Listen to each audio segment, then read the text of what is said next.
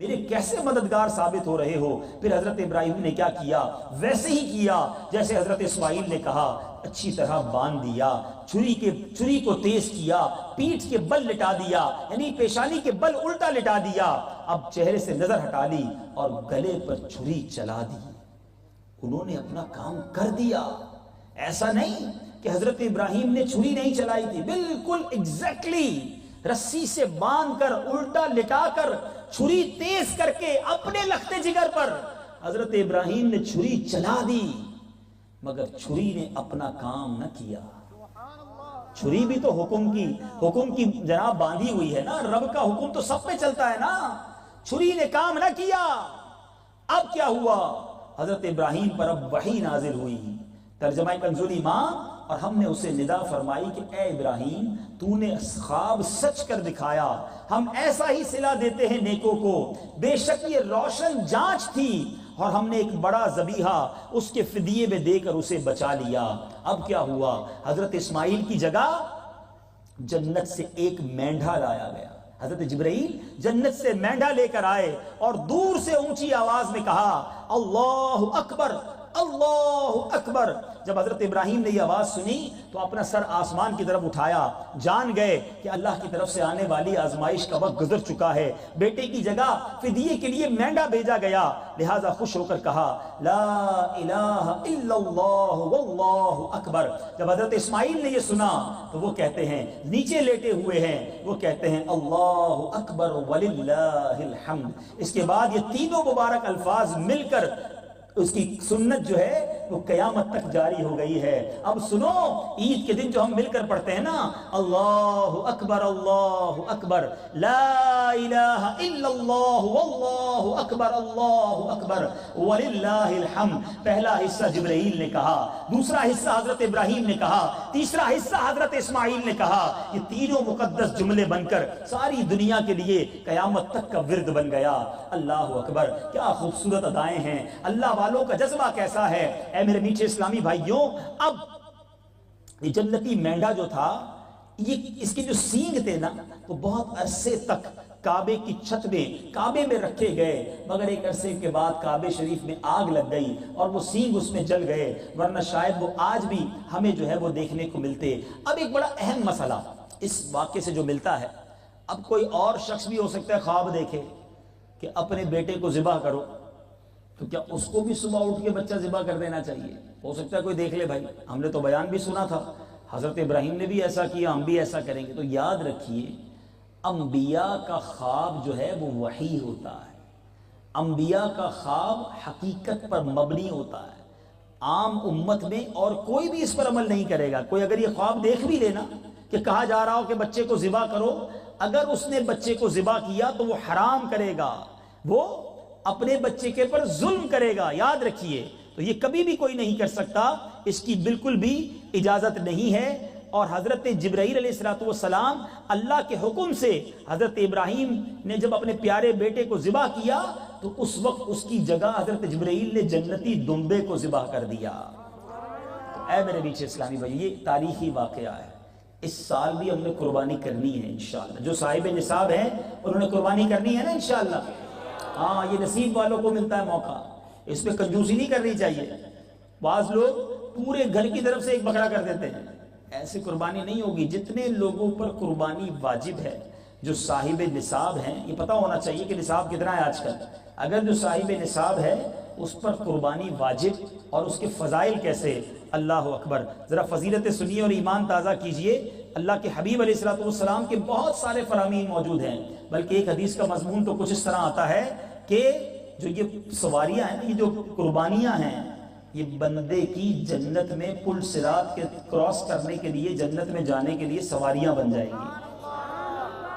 اب جو یہ لاغر مرے ہوئے جانور کرتے ہیں نا، پیسہ ہونے کے باوجود، تو سوچ لیں سواری بھی کمزوری کر رہے ہو بھائی، تو فربا جانور، تگڑا جانور اللہ نے دیا تو خوبصورت جانور۔ ہاں، یہاں ایک بات ضرور سمجھنی، ایک اور فضیلت مجھے یاد آ گئی۔ حدیث پاک کا مضمون ہے کہ جو اللہ کی راہ میں قربانی کرتا ہے، جانور کے جتنے بال ہیں اتنی نیکیاں اسے ملتی ہیں۔ تو اللہ جن کو نصیب کرے انہیں قربانی ضرور کرنی چاہیے۔ ہاں، اب یہاں فربا جانور کرنے کا حکم ہے، تازہ خوبصورت۔ اب اس میں اگر یہ خیال ہے کہ جناب لوگوں کو پتہ چلے کہ میں کتنے مہنگا جانور کرتا ہوں، کتنا خوبصورت جانور کرتا ہوں، ذرا میری واہ واہ ہو جائے، اگر اس لیے کرے گا تو پھر تو گناہگار ہوگا، کیونکہ یہاں دکھلاوا ہے۔ اور اس لیے ایک اچھا جانور کرتا ہے کہ اللہ نے عطا کیا، اس کی راہ میں خرچ کروں تو بہترین خرچ کروں۔ یہ ہمیشہ یاد رکھیں، اللہ کی راہ میں جب خرچ کرنے کی باری آئے نا تو کنجوسی نہیں کرنی چاہیے۔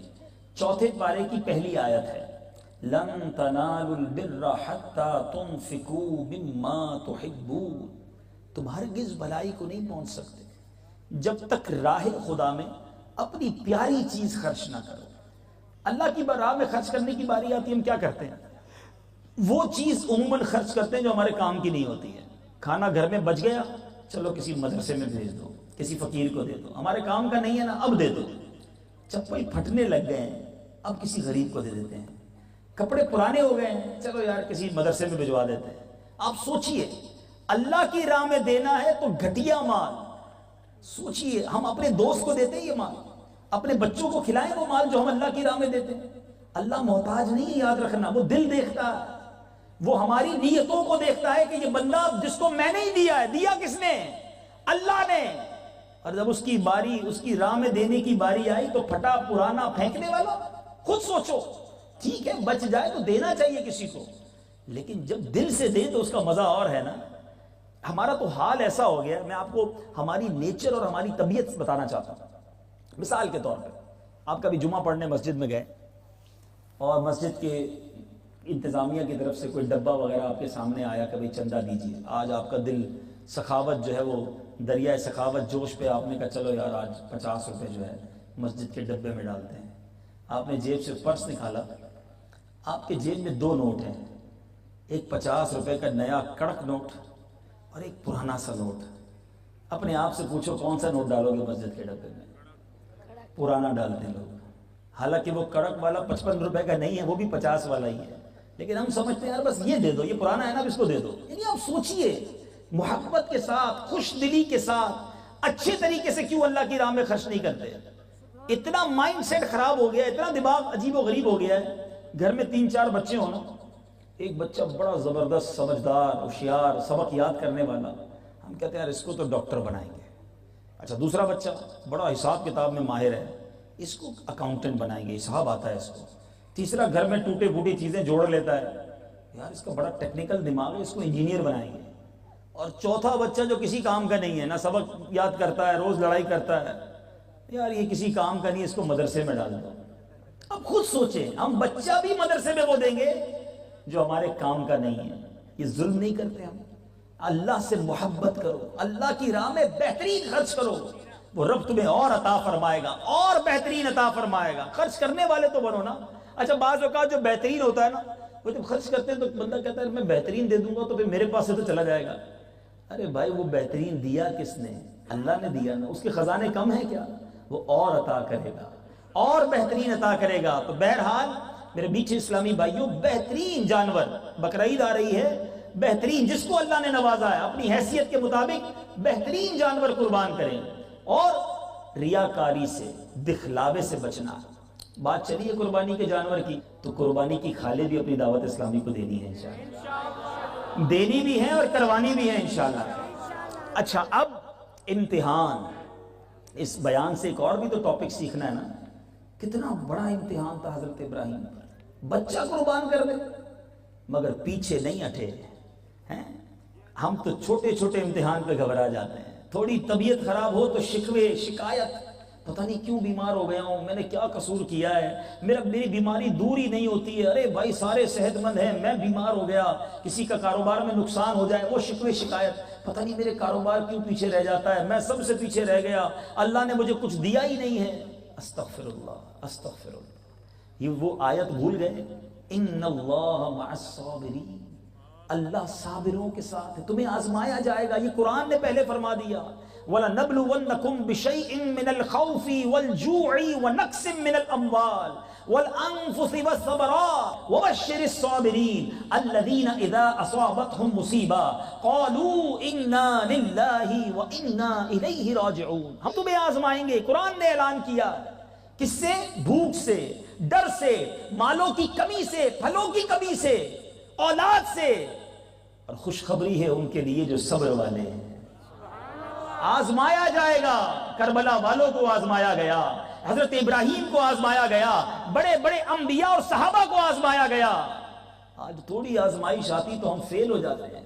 نبی پاک علیہ الصلوۃ والسلام سے ایک بار سوال کیا گیا، آج ہو سکتا ہے مجھے کوئی بیمار سن رہا ہو، کوئی قرضے میں ڈوبا سن رہا ہو، کوئی پریشان سن رہا ہو، سنو، زباں پر شکوے رنج و الم لایا نہیں کرتے، زباں پر شکوے رنج و الم لایا نہیں کرتے، نبی کے نام لیوا غم سے گھبرایا نہیں کرتے۔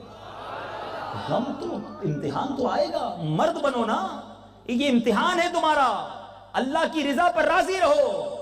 ایک بار پیارے آقا علیہ الصلوۃ والسلام سے سوال کیا گیا، سنو، حدیث پاک کا مضمون ہے کہ حضور سب سے زیادہ مشکلیں اور پریشانیاں کس پر آتی ہیں؟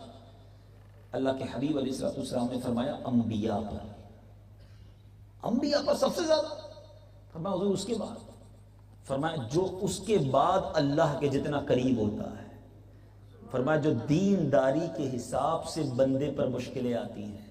بعض اوقات یہ اسلامی بھائی بیٹھے نا، یہ بھی سوچتے ہوں گے یار جب نمازیں پڑھتے نہیں تھے، کوئی دین کا کام کرتے نہیں تھے، اتنی مشکلیں نہیں تھیں، جیسے جیسے دین میں آگے بڑھتے جا رہے ہیں مشکلیں بھی بڑھتی جا رہی ہیں، ٹینشن بھی بڑھتی جا رہی ہے، یار ہم تو اللہ کے قریب ہو رہے ہیں اور ہماری مشکلیں کیوں بڑھ رہی ہیں؟ یہی پیارے آقا نے 1450 سال پہلے کم و بیش ہمیں بتایا کہ بندہ جتنا اللہ کے قریب ہوگا اتنا اس پر آزمائشیں آتی ہیں، اور اس کی وجہ بھی بیان کر دی، کیونکہ رب کی رضا یہ ہے میرے بندے سے دنیا میں جو غلطیاں ہو گئیں اس پر آزمائش بھیجوں، وہ صبر کرے، اس کے سارے گناہ معاف کر دوں، اور جب مجھ سے ملے تو گناہوں سے پاک ہو کر ملے، میں اسے جنت میں داخل کر دوں، یہ اللہ کی رضا ہے۔ مگر آج ہم کیا کر رہے ہیں؟ ایک اور روایت میں آتا ہے کہ اس کا مضمون یہ ہے کہ اللہ نے بندے کا ایک مقام رکھا ہوتا ہے، مثال کے طور پہ ایک شخص ہے، اس کے لیے مقام بڑا اونچا رکھا ہے، مگر وہ نمازیں پڑھ کے، روزے رکھ کے، عبادتیں کر کے اس مقام تک نہیں پہنچ پاتا، پھر اللہ اس پر آزمائش بھیجتا ہے تاکہ وہ صبر کر کے اس مقام تک پہنچ جائے۔ لیکن بتاؤ ہم صبر نہیں کرتے، ہم بڑا شکوہ کرتے ہیں، تھوڑا سا پرابلم ہو جائے، کسی کے پیٹ میں درد ہونا، پورے محلے کو پتا ہوگا کہ پیٹ میں درد ہے، کیوں سب کو بتانا ہے آج بڑا تکلیف ہو رہی ہے، پیٹ میں درد ہے، کیوں ٹھیک کر دے گا آپ کا پیٹ کا درد؟ وہ ڈاکٹر ہے جو اس کو بتا رہے ہو، کیوں بتا رہے ہیں؟ کسی کے کاروبار میں نقصان ہو جائے، چھوٹا سا نقصان، موبائل چوری ہو جائے، اللہ اللہ اللہ، پورے نواب شاہ کو پتا چل جائے گا وہ میرا موبائل چلا گیا۔ اچھا موبائل خریدا تھا جب کسی کو بتایا تھا؟ اللہ نے نعمت دی تو کسی کو نہیں بتانا ہے، چلی گئی تو سب کو بتانا ہے، کیوں؟ شکوہ نہیں ہے یہ، معاذ اللہ دوسرے لفظوں میں یہ کمپلین ہے کہ میرا لاس ہو گیا، میں بیمار ہو گیا، مجھے تکلیف پہنچی، کس نے دی ہے؟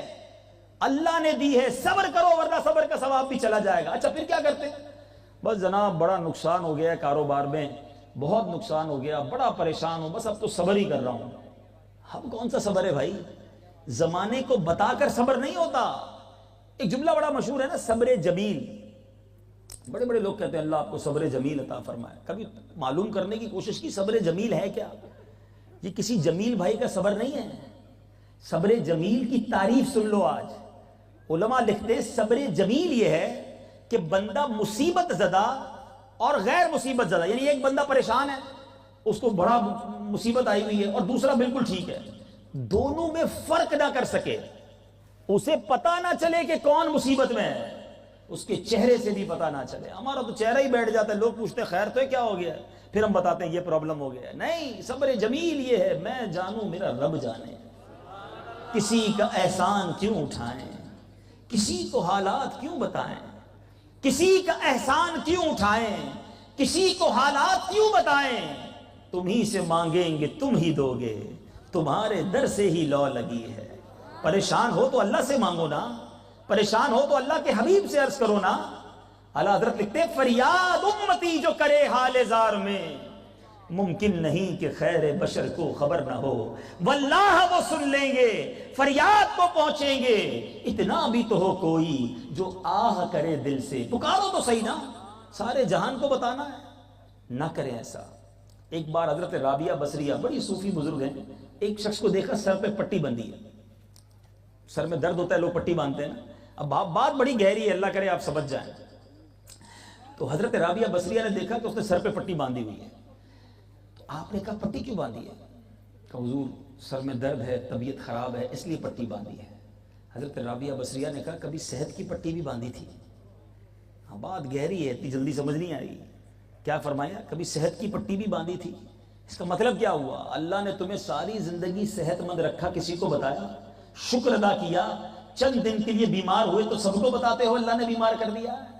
سوچئے، نہ بتائیں اپنی مصیبت کسی کو، نہ بتائیں کسی کو پریشانی، اللہ جانے میں جانوں، مدد بھی تو اسی نے کرنی ہے نا۔ خود فرمایا ہے ان اللہ مع الصابرین، صبر کرو اللہ تمہارے ساتھ ہو جائے گا۔ جب رب ساتھ ہو جائے گا تو ویسی مشکل حل ہو جانی ہے، ویسی پریشانی حل ہو جانی ہے، مگر صبر ہی تو نہیں آتا۔ ہمارے اسلاف تو مصیبت کو ویلکم کرتے تھے، پریشانی آتی تو خوش ہوتے تھے۔ ایک بزرگ کے بارے میں آتا ہے، ان کی زوجہ نے کہا مجھے آپ سے طلاق لینی ہے۔ خیریت تو ہے، گھر میں کوئی جھگڑا نہیں، کوئی معاملہ نہیں، کہا نہیں بس مجھے طلاق لینی ہے۔ آپ چلیں ہم کسی کے سامنے گواہ بنا کر طلاق لے لیتے ہیں۔ پریشان ہو گئے کہ بیوی کو ہو کیا گیا ہے، چلنے لگے، باہر نکلے، ٹھوکر لگی پیر پہ زخم کا، ٹھیک ہے اب مجھے کوئی طلاق لینی نہیں، واپس گھر چلیں۔ کمال کی عورت تو تھوڑی دیر پہلے کہتی طلاق لینی، اب کہتی کچھ نہیں لینی۔ کہ میں 40 دن سے دیکھ رہی ہوں آپ کو کوئی پریشانی نہیں آئی ہے، 40 دن سے آپ پر کوئی مصیبت نہیں آئی ہے، لگتا ہے اللہ آپ سے ناراض ہو گیا۔ میں یہ سمجھنے لگی، اس لیے میں نے کہا آپ سے طلاق لے لوں۔ باہر نکلی، آپ کو ٹھوکر لگی، میں سمجھ گئی کہ رب آپ سے راضی ہے۔ اللہ راضی ہوتا ہے تو پریشانی بھیجتا ہے، ہم سمجھتے ناراضگی ہے۔ ہاں جو گناہوں کے سبب پریشانی ہے وہ الگ ہے، لیکن بندہ رب کی رضا پر راضی تو رہے نا۔ ہمارے اسلاف کیسے ویلکم کرتے تھے؟ حضرت فتح موصلی رحمت اللہ تعالی علیہ کی زوجہ تھی، ایک بار آپ کے ناخن پر چوٹ لگی، ناخن ہی اکھڑ گیا پیر کا۔ کتنی تکلیف ہوتی ہے کسی کا ناخن اکھڑ جائے، آپ مسکرانے لگی۔ تو کسی نے کہا آپ کو تکلیف نہیں ہوئی؟ اتنی بڑی چوٹ پر آپ مسکرا رہی ہیں؟ تو کیا فرمایا؟ کیا فرمایا؟ درد تو بہت ہو رہا ہے، مگر اس درد پر جو میں صبر کروں گی اور صبر پر جو ثواب ملے گا مجھے اس پہ بڑی خوشی ہو رہی ہے۔ ایک وہ لوگ تھے اور ایک ہم ہیں۔ تو آج حضرت ابراہیم کے اس عظیم واقعے سے سبق لینا ہے کہ اگر کوئی آزمائش ہے تو کسی کو نہ بتاؤ، میں جانوں میرا رب جانے۔ ایک اور حدیث پاک مجھے یاد آئی، حدیث قدسی ہے جس کا مضمون ہے کہ اللہ فرماتا ہے اگر میں اپنے کسی بندے کی جان، مال یا جسم پر کوئی آفت پریشانی بھیجوں، نارملی یہی ہوتا ہے نا، جان پر جسم پر کوئی بیماری آ جاتی ہے، مال میں نقصان، اولاد میں پرابلم آ جاتی ہے، فرمایا میں اس کی جان، اولاد یا مال پر کوئی پریشانی بھیجوں، آزمائش بھیجوں، وہ صبر جمیل کے ساتھ اس کا استقبال کرے، اللہ فرماتا ہے قیامت کے دن مجھے اس کا حساب لینے میں حیا آئے گی کہ میں اس کا نامہ اعمال کھولوں۔ اب میں آپ سے پوچھتا ہوں کہ مجھے کوئی آزمائش آئے اور میں صبر کر جاؤں اور میرا نامہ اعمال نہ کھلے، یہ سودا مہنگا تو نہیں ہے نا؟ یہ سودا مہنگا نہیں ہے، آزمائش پر صبر کر لو۔ اللہ بڑا کریم ہے، اگر وہ آزمائش پر بندے کو صبر کرتے ہوئے دیکھتا ہے تو پھر اس کے گناہ بھی معاف فرما دیتا ہے۔ اور جو غریب مجھے سن رہے ہیں نا، آخری بات کر کے بیان کو ختم کرتا ہوں، بڑی تسلی ہے اس روایت میں، جو بیچارے غریب ہیں، چھوٹے سے گھر میں رہتے ہیں، سادہ سا کھانا کھاتے ہیں، بعض اوقات ذہن میں خیال آتا ہے یار میں تو پیچھے رہ گیا۔ سنو، اللہ کے حبیب علیہ الصلوۃ والسلام فرماتے ہیں، حدیث پاک کا مضمون ہے، جو اللہ کے تھوڑے دیے پر راضی ہو جاتا ہے، تھوڑا ملے نا راضی رہنا، جو اللہ کے تھوڑے دیے پر راضی ہو جاتا ہے اللہ بھی اس کے تھوڑے عمل پر راضی ہو جاتا ہے۔ ہائے ہائے ہائے، کیا روایت ہے، آپ سوچو کتنی تسلی ہے غریبوں کو کہ اگر عمل بھی تھوڑا ہوا نا اللہ راضی ہو جائے گا، کیونکہ اللہ نے تھوڑا دیا تم بھی راضی ہو گئے۔ اور اس کے مقابلے میں امیر جس کو اللہ نے زیادہ دیا ہے، اب وہ سوچے۔ آج پرابلم یہ ہے کہ مال بڑھتا ہے تو گناہ بھی بڑھ جاتے ہیں۔ ہونا یہ چاہیے تھا اللہ کرم بڑھا تھا، نعمتیں بڑھاتا، ہم سجدے بڑھاتے، ہم شکر بڑھاتے، ہم خیرات بڑھاتے، مگر عجیب لوگ ہیں، اللہ نعمت بڑھاتا ہے، بندہ نافرمانی بڑھاتا ہے، بندہ گناہ بڑھاتا ہے، عیاشیاں کرتا ہے۔ نہ کرو ایسا۔ اگر غریب کو تھوڑے دینے پر، تھوڑے عمل پر رب راضی ہوگا تو کہیں امیر سے زیادہ عمل نہ مانگ لیا جائے۔ تو خدا را ہر حال میں شکر ادا کیجئے، صبر کا دامن تھام کر رکھیے۔ اللہ تعالیٰ مجھے اور آپ کو صبر کی نعمت نصیب فرمائے، بے صبری سے ہمیں محفوظ فرمائے، اور حضرت ابراہیم علیہ السلام نے جو قربانی دی، رب کریم اس قربانی کا صدقہ ہم سب کو نصیب فرمائے۔ زندگی میں کبھی قربانی کا موقع آئے، دیکھو دعوت اسلامی والے آپ سے کیا مانگتے ہیں، آپ کا وقت ہی تو مانگتے ہیں کہ کبھی اجتماع میں آ جاؤ، درس میں بیٹھ جاؤ، مدنی قافلے میں سفر کر لو، وقت کی قربانی دے کر ہم بہت ساری نیکیاں حاصل کر سکتے ہیں۔ تو آؤ آج حضرت ابراہیم کی اس سنت کو ادا کرتے ہوئے نیت کیجئے کہ انشاءاللہ پابندی کے ساتھ دعوت اسلامی کے ہفتہ وار اجتماع میں شرکت کریں گے۔ اتنا بڑا مجمع ہے، مجھے تو نظر بھی نہیں آ رہا اینڈ اس کا، تو ایک نیت ایسی زوردار ہو جائے کہ آج کے بعد ہماری کوئی نماز قضا نہیں ہوگی، فلمیں ڈرامے نہیں دیکھیں گے، گانے باجے نہیں سنیں گے، حرام روزی کے قریب بھی نہیں جائیں گے، اور اب اللہ کی راہ میں وقت کی بھی قربانی دیں گے۔ اللہ تعالی ہم سب کو ان تمام نیتوں پر عمل کرنے کی توفیق عطا فرمائے۔ میرے اعمال کا بدلہ